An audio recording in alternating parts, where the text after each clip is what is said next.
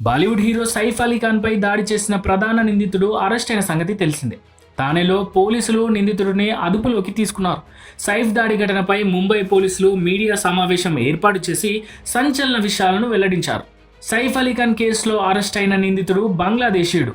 అతడి పేరు మొహమ్మద్ షరీఫుల్లా ఇస్లాం షాజాన్. వయసు 30 సంవత్సరాలు. అతను భారతీయుడు అనేందుకు ఎలాంటి ఆధారాలు లేవు. అక్రమంగా భారత్లోకి ప్రవేశించి తన పేరును విజయ్ దాస్గా మార్చుకున్నాడు. కొన్ని నెలల క్రితమే ముంబైకి వచ్చిన అతడు ఆ తర్వాత కొద్ది రోజులు ముంబై నుంచి వెళ్ళిపోయాడు. ఇప్పుడు 15 రోజుల క్రితమే ముంబైకి తిరిగి వచ్చిన అతడు హౌస్ కీపింగ్ ఏజెన్సీలో పనిచేసేందుకు చేరాడు. దొంగతనం చేయడానికి సైఫ్ ఇంట్లోకి ప్రవేశించిన అతడు ఆ సమయంలో అడ్డు వచ్చిన సైఫ్పై దాడి చేశారు. ఈ కేసుపై నిందితుడిని కోర్టులో హాజరుపరిచి ఆ తర్వాత పోలీస్ కస్టడీకి తీసుకుంటామని, ఆ తర్వాతే తదుపరి విచారణ ప్రారంభిస్తామని ముంబై పోలీసులు వెల్లడించారు. ఇక సైఫ్ ఇంట్లోకి ఎలా ప్రవేశించాడు, ఎందుకు వచ్చాడనే ప్రశ్నకు సంబంధించి ప్రాథమిక విచారణ ఇంకా కొనసాగుతోందని డీసీపీ తెలిపారు.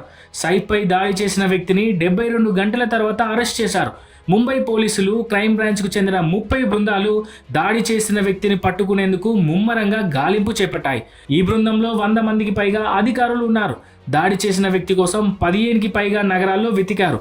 చివరకు థానేలో నిందితుడిని అరెస్ట్ చేశారు పోలీసులు.